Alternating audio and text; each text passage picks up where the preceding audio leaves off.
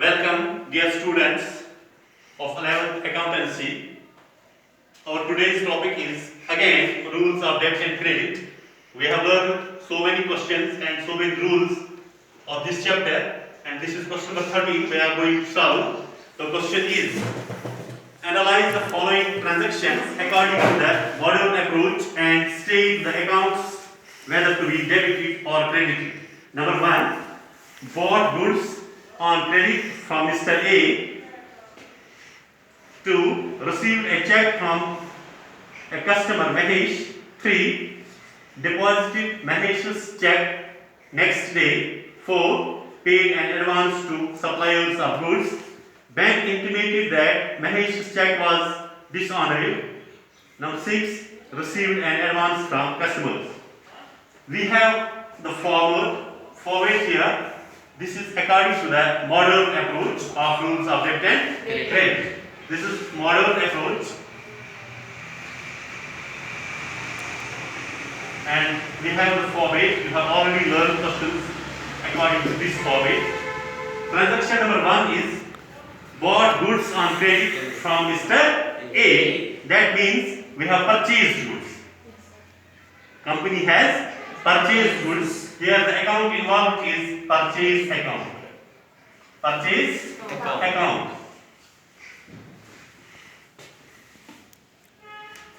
What is the nature of account here? When we purchase goods, that means we have expenses too. We have made an expenditure.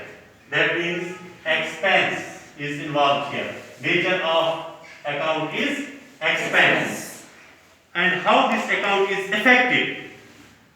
Expenses are being increased. जब expenses increase होते हैं वो debit है, जब decrease होते हैं तो वो credit है.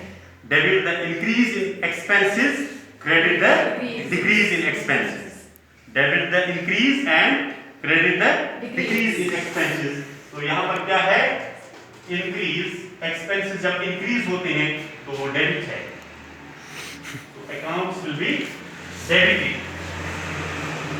And one more point of this transaction is here.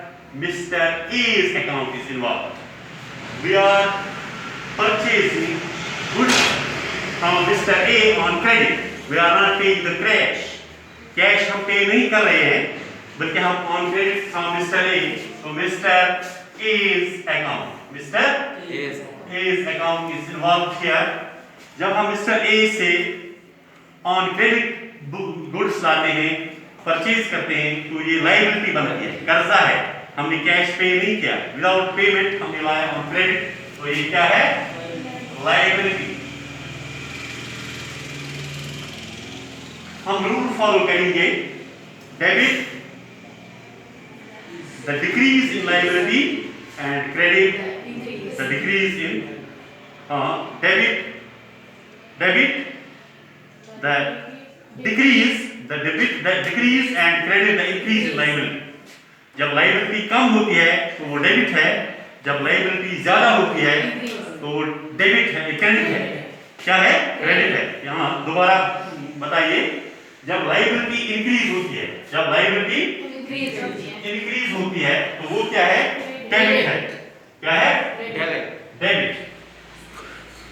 Liability जब इंक्रीज होती है तो वो क्रेडिट है. क्या है? क्रेडिट है. और जब डिक्रीज होती है तो वो डेबिट है. यहाँ पर क्या है? यहाँ पर लायबिलिटी इंक्रीज हुई. क्या हुई? लायबिलिटी इंक्रीज हुई क्योंकि हमने मिस्टर ए से ऑन क्रेडिट लाए प्रोडक्ट्स, तो यहाँ पर credit account will be credit. ठीक है. And transaction number 2, received a check from the customer Mahesh. Received a check from a customer Mahesh. Mahesh से हमने check receive की, लेकिन check क्या है? It is cash. It can be converted into cash. तो फिलहाल यहाँ पर cash involved है. Cash account. क्या है? Cash account. किसके account से?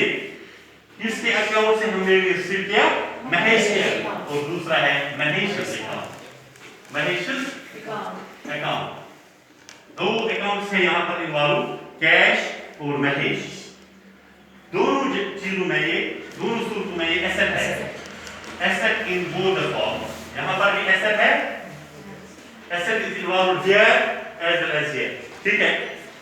उसके बाद एसेट में क्या होता है, पहले जब कैश हमें मिला, हमने कैश रिसीव किया तो कैश इंक्रीज, एसेट इंक्रीज हुआ, एसेट इज इंक्रीज किया।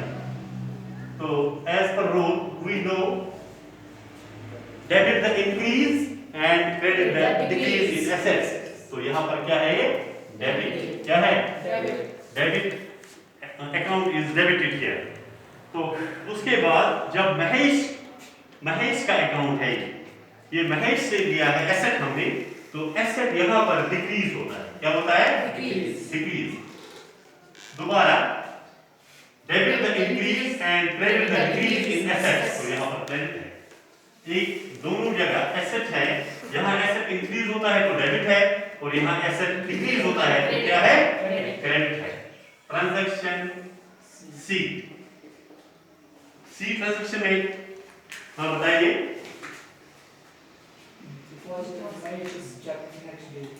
Deposited Mahesh cheque next day. Deposit cheque कहाँ की जाती है, बैंक में। तो यहाँ पर इन्वॉल्व कौन सा अकाउंट है, bank account, very good. Bank में डिपॉजिट की तो बैंक अकाउंट है ये, जब ये एसेट हो या कैश हो, दोनों क्या है, एसेट, वेरी गुड, ये एसेट है। जब हमने रिसीव किया, हमने रिसीव की चेक, तो सीधी सी बात है, जाहिर सी बात है कि एसेट इंक्रीज हो रहा है। When there is increase in assets, it is debt. It is debit the increase in assets and credit the decrease in assets. तो यहाँ पर डेबिट लिखी। उसके बाद जो बैंक में हमने डिपॉजिट किया, ये क्या है, असली money, cash is involve here, cash account, क्या है, कैश अकाउंट। लेकिन कैश भी क्या है, एसेट। और यहाँ पर क्या है, जिसकी ये चेक है उसके अकाउंट से पैसा चला जाता है, तो उससे उसका एसेट डिक्रीज होता है। हमारा एसेट यहाँ इंक्रीज हुआ क्योंकि हमने रिसीव किया, लेकिन ये चेक देने वाले का एसेट डिक्रीज होता है। Debit the increase and credit the decrease in assets, ये क्रेडिट है, क्या है, क्रेडिट। अब ट्रांजैक्शन नंबर 4 और डी, ट्रांजैक्शन डी क्या है, ये paid and advance to suppliers of goods. हम एडवांस में पे कर रहे हैं, जैसे कि हम प्रीपेड मोबाइल चार्ज करते हैं, एयरटेल, जियो, बीएसएनएल एक्सेट्रा, या गाड़ी के में तेल डालते हैं एडवांस में, जो वो प्रीपेड होता है। तो जिस चीज के लिए हम प्रीपेड पेमेंट पहले ही करते हैं, वो एसेट बन जाता है, क्या है, यानी advance to suppliers, advance to suppliers account, ये क्या है, एसेट है। ये हमने पहले ही जो हमने पे करके रखा है किसी प्रोडक्ट के लिए, तो इट मींस ये हमारे पास एसेट है। एसेट इंक्रीज हुआ यहाँ पर, debit the increase in assets, credit the decrease. क्या लिखूंगा मैं यहाँ, वेरी नाइस। उसके बाद इसी में जो हमने पे किया एडवांस में, वो क्या है, कैश। तो कैश क्या है, एसेट, बहुत अच्छा। ये लेकिन इस वक्त जब हमने पे किया, हमारे जेब में अगर 1000 रुपए था, 500 हमने पे किया प्रीपेड, तो हमारे जेब से निकल गया, एसेट डिक्रीज हुआ यहाँ। तो asset is decrease here, debit the increase and credit the decrease in assets as per modern approach, ठीक है। तो क्या लिखूंगा मैं यहाँ, उसके बाद ट्रांजैक्शन ई, उसके बाद ई